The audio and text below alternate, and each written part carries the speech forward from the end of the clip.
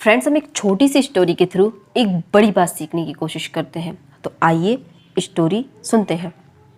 एक शख्स बड़ा परेशान रहता था कि सबसे दुखी शख्स मैं ही हूँ। सारे गम, सारी परेशानियाँ मेरे ही जीवन में हैं। यह वाक़या हज़रत मूसा अलैहिस्सलातु वस्सलाम के ज़माने का है। उस शख्स की मुलाकात हज़रत खिज़र अलैहिस्सलाम से हो गई। उसने अपनी परेशानी, अपने दुख हज़रत खिज़र अलैहिस्सलाम को सुनाए। हज़रत खिज़र अलैहिस्सलाम ने उससे कहा कि अच्छा बता, तू किसके तरह की ज़िंदगी गुजारना चाहता है? तू किसे समझता है कि ये बड़ा सुखी इंसान है? तू किसे मानता है कि उसके पास गम नहीं है? तो मैं रब से दुआ करके तुझे उसी तरह की ज़िंदगी अता करवा दूंगा। उस शख्स ने कहा कि शहर में एक सुनार है जिसके 3-4 बेटे हैं, उसके बड़े नौकर चाकर हैं, बड़ा रुपया पैसा है, सब है उसके पास। हज़रत खिज़र अलैहिस्सलाम ने कहा कि तू उसके जैसा बनना चाहता है? उसने कहा हाँ। खिज़र अलैहिस्सलातु वस्सलाम ने कहा तेरे पास एक दिन का वक्त है, जा और उससे उसकी ज़िंदगी के बारे में कुछ पूछ ले कि वो खुश है या नहीं। वो शख्स कहने लगा वो तो खुश होगा ही, उसके पास तो सब कुछ है। हज़रत खिज़र अलैहिस्सलाम ने कहा तुम पूछो तो फिर तुम कहोगे तो मैं तुम्हारी ज़िंदगी उसी की तरह करवा दूंगा। वो शख्स गया और उसने उस सुनार से कहा कि मैं आपसे आपकी पर्सनल लाइफ के बारे में कुछ पूछना चाहता हूँ। क्या आपको कोई दुख परेशानी तो नहीं? उसने कहा क्या पूछते हो भाई, मेरी ज़िंदगी में तो बहुत परेशानियाँ हैं। ये जो तुम बेटे देखते हो ये मेरे नहीं हैं।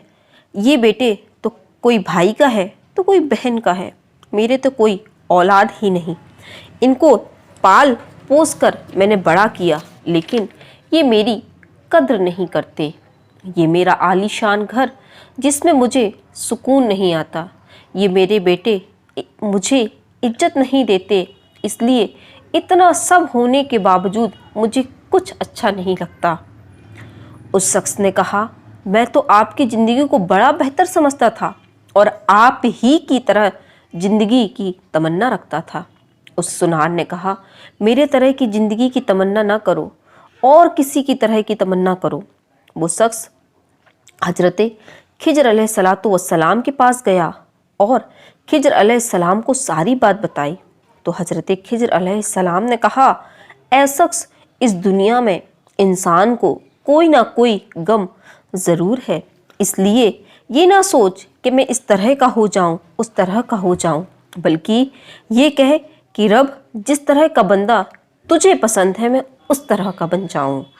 वो शख्स कहने लगा आप सही कह रहे हैं, मैं तो अपनी ज़िंदगी से बहुत खुश हूँ।